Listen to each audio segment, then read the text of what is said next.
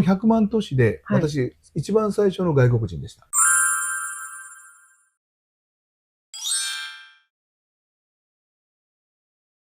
その時は、はい要するに天安門事件の翌年です。今で言うと、中国に出るっていうのは、ガザ地区に工場を作る、ロシアに工場進出するはいっていう雰囲気です。行く人、ちょっと今はないですよね。はいで、その時天安門で数千人の学生がお亡くなりになったっていうのが映像で流れた時代ですから、それこそ私が決めた時は、親も泣き叫んではいましたし、地域でも業界でもそんなことしたら会社潰れるのでバカなことをしてとはい言われてた時代です。それでもやっぱり行ってみようと思われたわけですよね。そうですね。で、行かれて、まず何をなさったんですか？地域の水を調べました。やっぱり醸造業なので水のいい地域を選ばなくてはいけない。その当時、大連は日系向けの工業団地があったんですよね。なるほど。で水質と考えてここじゃ無理だよねと思って、はい。いろんなとこを探し回って、はい。で、一番、ここは水質がいいよねっていうと、100万都市で、はい私、一番最初の外国人でした。でも、水のいい地域に行くっていうのが、私たち醸造業の基本です。工場を建てるにもお金が必要じゃないですか。はい。それはどうやって工面なさったんですか？はい、当然、親は、出してくれないですよね。店は10年以内に潰れてしまうっていうのが分かったんで、はい。多角化を狙って、はいいくつか検討して、はい。まずお漬物屋さんを見つけて、はいそこを買収しました。1年目、2年目と連続2000万ずつはい。利益が出たので、4000万のキャッシュが目の前にあったんで、俺が自分で稼いだやつだから、はい。文句言わせないよって言って、そのお金をはい中国に入れました。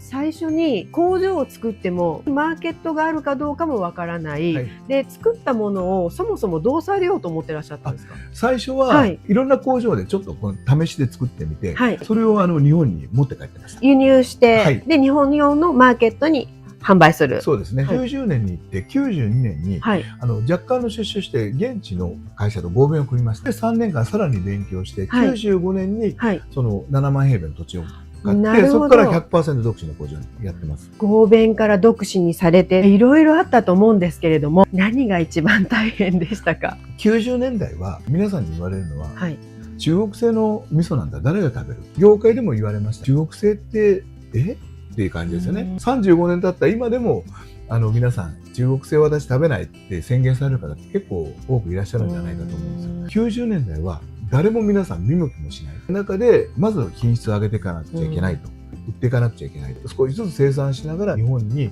入れながら勉強させていただいて、生産3年間勉強して半原料をやって日本でもう一回手直ししながらやって、で95年から本格的な設備投資を行って、はい、独自の工場に完成品にして、はい、日本で販売できるようになった、ということですね。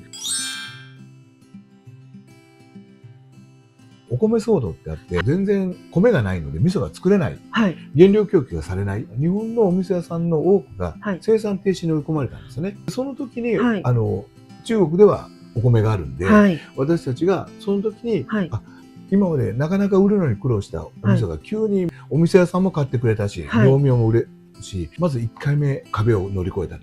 これでいけるよねってさらに工場を作ったんですよ。光が見えて作った瞬間にアジア危機が来たんです。円が78円だったんですよ。はい、それが146円まで。ということは今まで10万ドル味噌の代金を輸入したら、はい、7800万味噌代金を払えばいいものを1億4600万円、はい、輸入する側からすると仕入れがいきなり1年で2倍になったんです、この時はさすがに困りました。父がもうその時に亡くなったので銀行さんから貸し剥がしに遭いました。後継者が中国に行って帰ってこない。じゃあちょっと銀行は不安ですよね。で、私も帰って相談して、いきなりは無理だから潰れちゃうんで、タフな交渉して、で、そこから3年かけて全ての借金を返しました。その時に本当に雨が降った時に傘を取り上げるっていう行動って思ったんですけど、今はその時の銀行さんに感謝してます。あの時があって気を引き締めて、うちは絶対無駄をせずに筋肉質になれたと。その時はなんとか乗り換えて、やった時に緩やかに円高に収益がまたずっと上がり始めて、はい、でその時に WTO 加盟して、はい、そこから毎年倍々に乗りました。その結果として2007年、はい、進出で17年後ですね、年商が100倍に200億を超えました。ちなみに借金っておいくらぐらいあったんですか？全部で1億2000万ぐらいですかね。それを3年で。はい。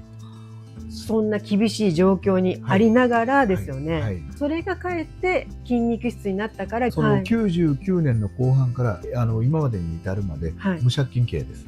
もう借りないって宣言してます。世界中で全部自己資本で。松井社長、今日も素晴らしいお話どうもありがとうございました。どうもありがとうございます。中国ってお金払ってくれないんですよ。